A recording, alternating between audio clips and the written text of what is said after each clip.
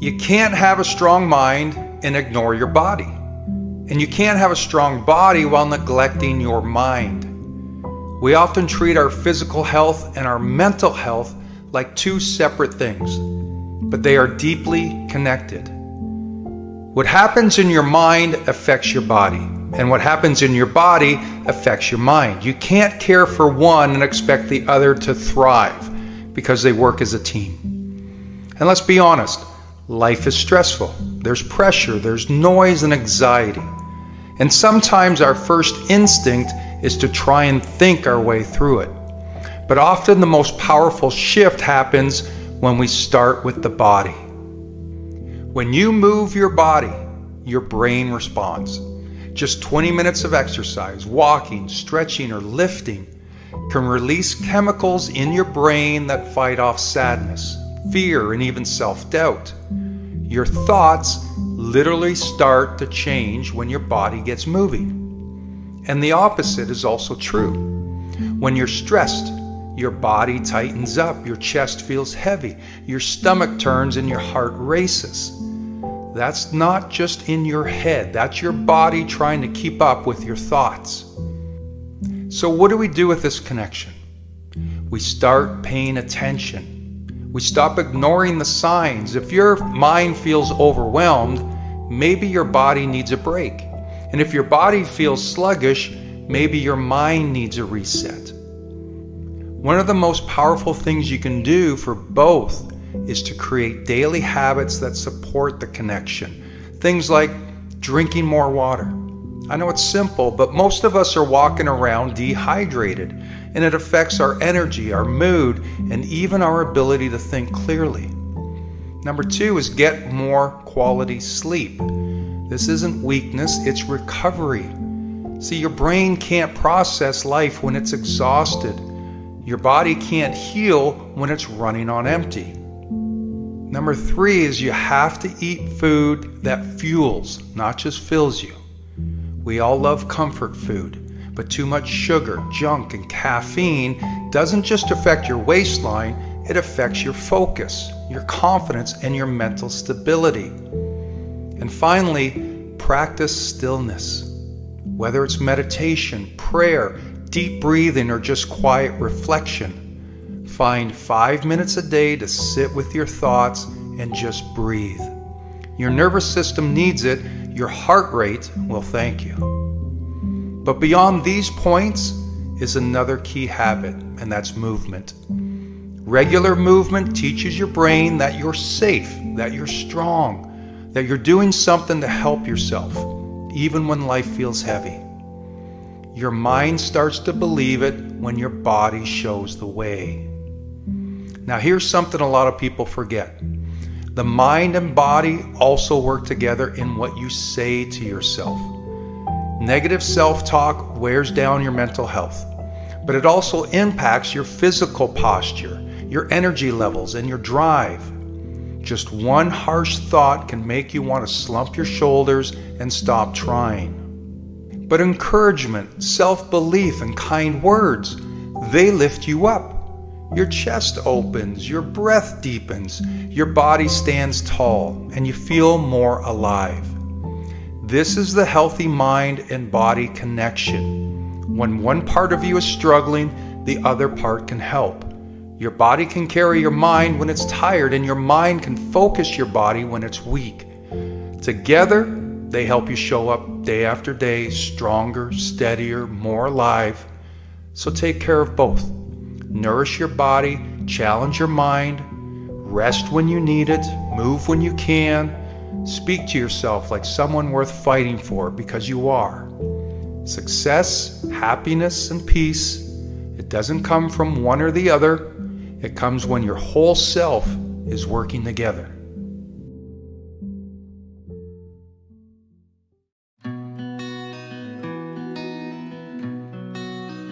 Food is comfort, but it can also be sabotage. Let's be honest, food isn't just fuel, food is emotion. Food is comfort when the world feels cold. That late night snack, that wasn't about hunger, it was about stress. That extra treat after the long workout, that wasn't about reward, It was about permission. And we've all done it. We've hit the gym or had a hard day, and then we tell ourselves, I earned this pizza, or I deserve this pint. I can cheat a little. I worked for it. But the truth is, you can't outwork your fork. If you're wondering why the scale won't move, or if your muscles aren't showing the way they should, or if your energy still crashes by 3 p.m., it might not be your workouts.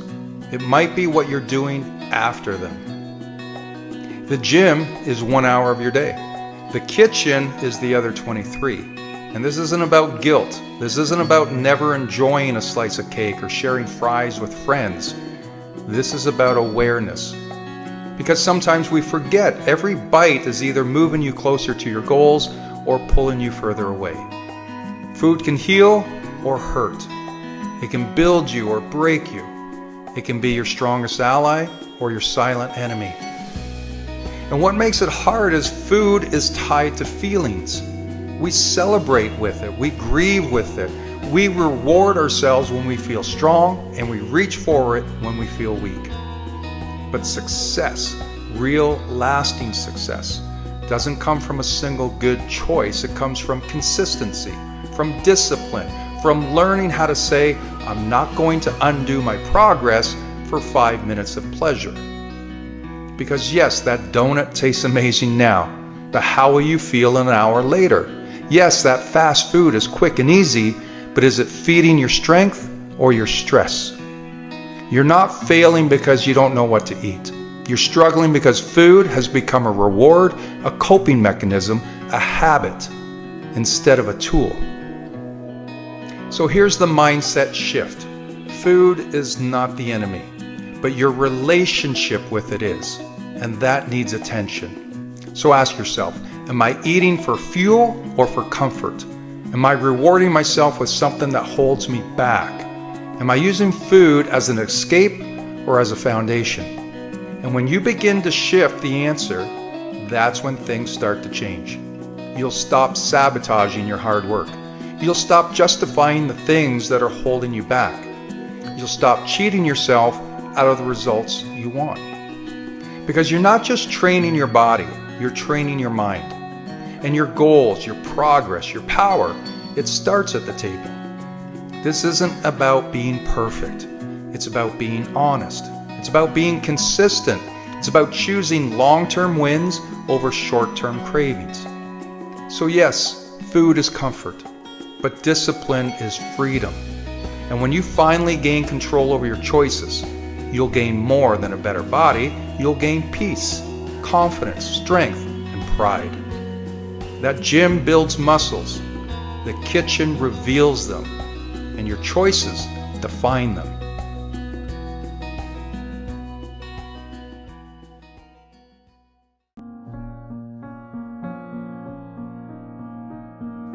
Why do people wait until the last minute? Why do we do this? The deadline is looming, the clock is ticking, and suddenly we're scrambling to get everything done at the last possible moment. Why do we wait until the pressure is unbearable before taking action?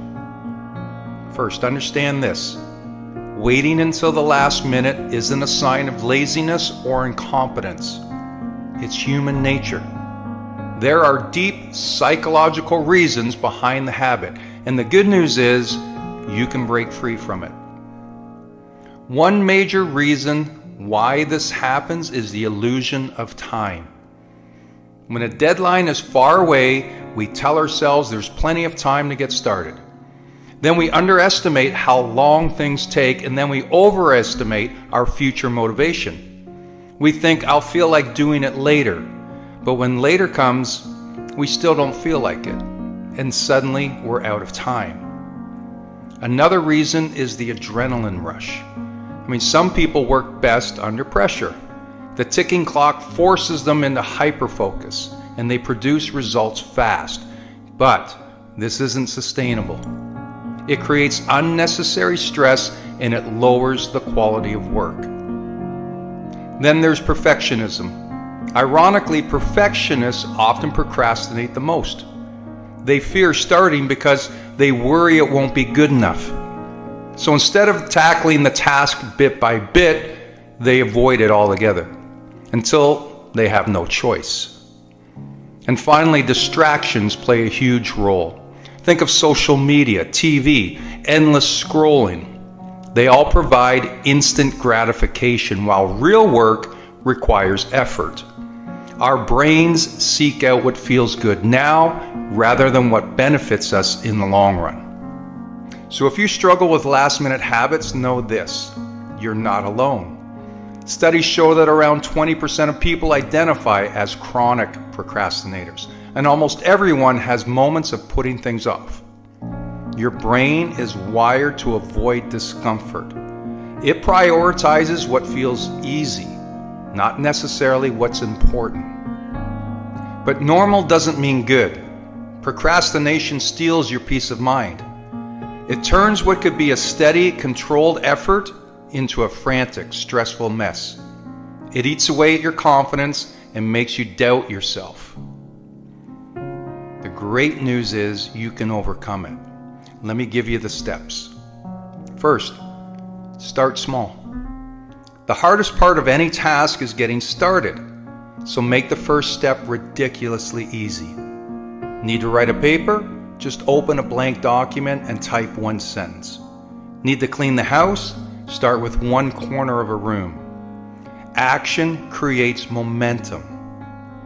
Number 2 is you can set some fake deadlines. If you always wait until the last minute, trick yourself by setting an earlier deadline. Tell yourself it's due 2 days before the real due date. The mind responds to urgency, so create it artificially. Number 3 is use the 5-minute rule. If you feel resistance towards a task, commit to working on it for just 5 minutes. After 5 minutes, you'll usually want to keep going. Number 4 is make it fun. Find ways to enjoy the process. Play music while working, set small rewards, or make a game of it. The more pleasant something feels, the less you'll avoid it. Number 5 is visualize the outcome. Imagine how good it will feel to have the task done. Instead of focusing on the struggle of starting, focus on the relief and pride of finishing. And finally, number 6 is hold yourself accountable. Tell someone your goal. Accountability makes it harder to back out. If you say, "I'll have this done by Friday," you're more likely to follow through. Procrastination is a habit. It's not a life sentence. The same way you've trained yourself to work under pressure, you can train yourself to work ahead of schedule. The next time you catch yourself putting things off, ask, what's the smallest step I can take right now? And then take it. Because when you stop waiting for the last minute, you start taking control of your future. And that's where success begins.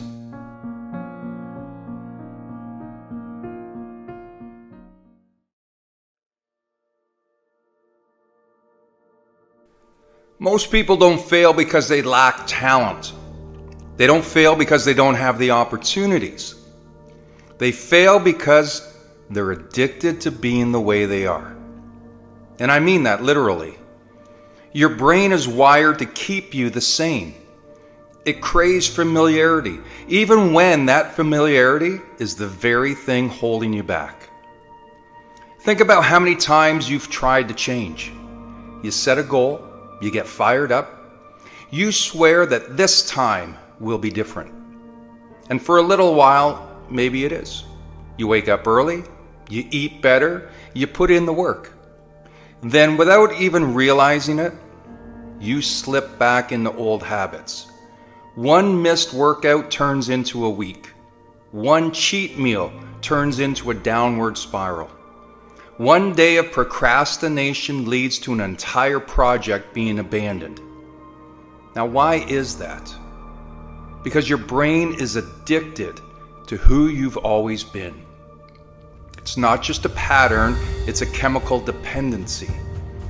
Every time you think, act, or react in a certain way, your brain strengthens neural pathways that make those responses automatic. And over time, those patterns become your identity. So even when you say, I want to be better, your subconscious mind fights back. Not because it wants you to fail, but because it wants you to stay the same. This is why change feels so hard. Your mind resists discomfort, even if discomfort is the price of growth. Your habits cling to convenience, even if convenience is killing your potential. Your identity is tied to your past, even when your future is begging you to break free. But here's the good news. Just like you trained your brain to stay the same, you can train it to change. You don't need a miracle. You don't need the perfect moment. You don't need motivation to strike like lightning. What you need is to rewire your identity, one decision at a time. You got to catch yourself in the act. When you start slipping into old patterns, pause. Ask yourself, is this who I want to be? If not, interrupt the cycle. You got to make discomfort your new normal. Growth hurts. Change is awkward. Your brain will scream, go back, but that's the signal you're on the right track. And then take small, consistent actions. Your brain doesn't trust sudden, extreme changes. It trusts repetition. If you want a new identity, act like that person every single day. And then surround yourself with new standards. If the people around you are also stuck in their old patterns, you will be too. So change your environment and you'll change your life. And most importantly, stop telling yourself the story that you just are a certain way. Like, I'm just not disciplined. I've never been good at sticking to things. Or this is just how I am. No, this is just how you've been. Who you are is a decision you make every single day. The truth is, you can change. You just have to be willing to break your addiction to the old you. The next time your old self tries to drag you back, remind yourself, I am not addicted to who I was. I am committed to who I am becoming.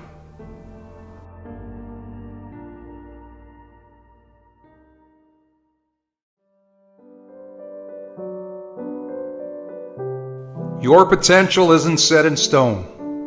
What you know, what you're capable of, and who you can become, it's not limited to what you were born with. The greatest separator between those who achieve extraordinary things and those who don't isn't talent, it's mindset. And the mindset that drives success, resilience, and constant improvement is the growth mindset. A growth mindset is the belief that abilities can be developed through dedication and effort. It's understanding that failure isn't a dead end, it's feedback. It's seeing challenges not as roadblocks but as obstacles to overcome. It's choosing to learn from mistakes rather than letting them define you. Many people operate with the fixed mindset. It's believing their intelligence, talents, and abilities are set at birth. They avoid challenges, fearing failure will expose their shortcomings. They see effort as pointless if they don't succeed immediately. They view feedback as criticism instead of an opportunity to improve. On the other hand, a person with a growth mindset sees setbacks as just part of the journey. They embrace what's difficult because they understand that struggle leads to progress. They actively seek out feedback, not to validate their worth, but to refine their approach. They don't fear being bad at something new. They see it as a challenge to get better. If you've spent years operating with a fixed mindset, don't worry, change is possible. So here's how to start shifting your perspective. First, reframe failure as a lesson. Every mistake carries a lesson if you're willing to learn from it. The most successful people aren't those who never fail, but those who refuse to let failure define them. Instead of saying I failed, say I learned. Challenge your own limiting beliefs. Stop telling yourself you can't do. Instead, start asking, how can I improve? Talent might open doors, but perseverance is what keeps them open. Whatever skill you want to develop, it's consistent effort that'll get you there. Embrace the process. Growth doesn't happen overnight. Progress isn't always linear. Some days you'll feel like you're moving backward. That's normal. But if you stay committed, keep learning, and refuse to quit, you'll look back and realize how far you've come. Surround yourself with the right people. Mindsets are contagious. If you spend time around people who complain, make excuses, and accept mediocrity, you'll absorb that mentality. But if you surround yourself with those who push themselves, who embrace discomfort, who keep striving, you'll be influenced in the best way possible. Speak to yourself like you would a friend. Your inner dialogue matters. If you constantly tell yourself that you're not good enough, you're wiring your brain to believe it. Instead of saying, "I'll never be able to do this," shift to, "I'm not there yet, but I'm getting better every day." Life isn't about being perfect. It's about improving. It's about evolving, stretching yourself, and becoming someone greater than you were yesterday. A growth mindset doesn't just lead to success, it leads to resilience, confidence, and the ability to adapt in an ever-changing world. So the next time you're faced with a challenge, ask yourself, am I going to let this defeat me, or am I going to grow from it? The choice is always yours. The most powerful thing about a growth mindset is that once you adopt it, the possibilities are endless. Your story isn't finished, it's still being written, and you hold the pen.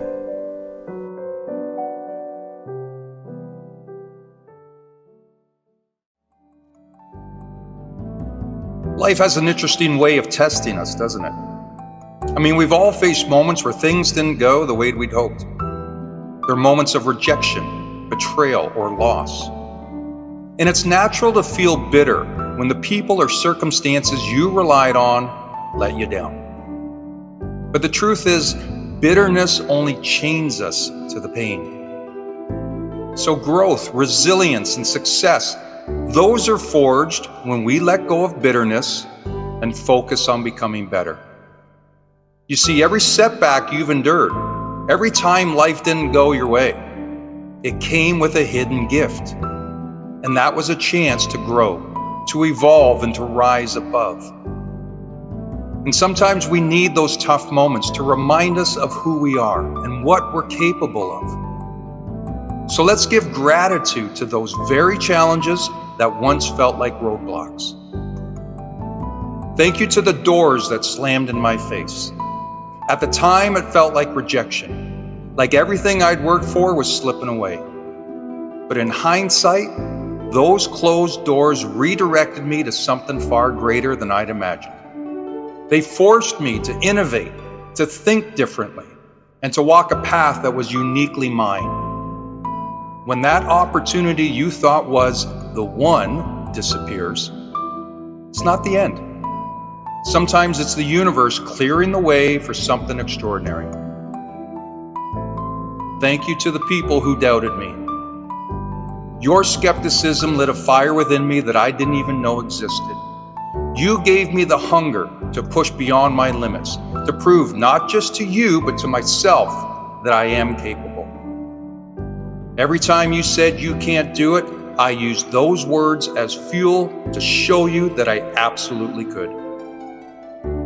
If people doubt you, let it strengthen your resolve. Remember, diamonds are formed under pressure, not in comfort. Thank you to the moments that felt like failure.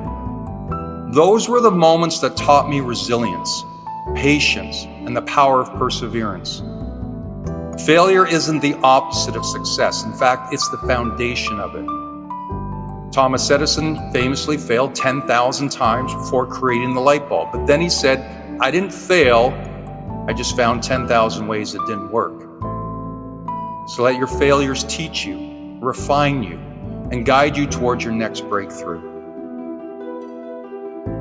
Thank you to the relationships that didn't last, to the ones who walked away, to the people who didn't believe in me.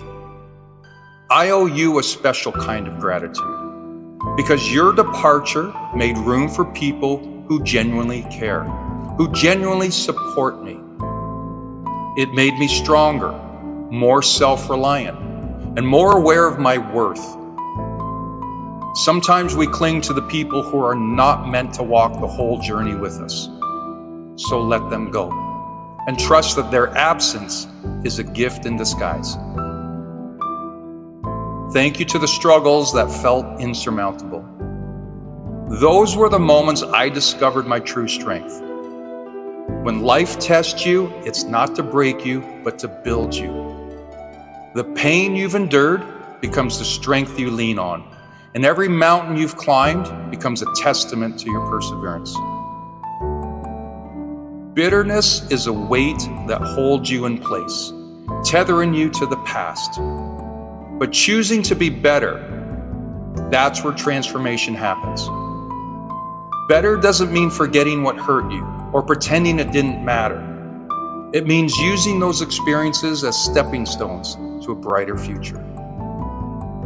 So here's my challenge to you. The next time life feels unfair, when someone lets you down or circumstances don't go your way, just pause and ask yourself, will this make me bitter or will this make me better?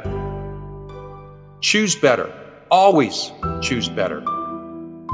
Because the truth is, you can't control what happens to you, but you can control how you respond. The people who doubted you, they don't define you. The opportunities you lost, they don't limit you.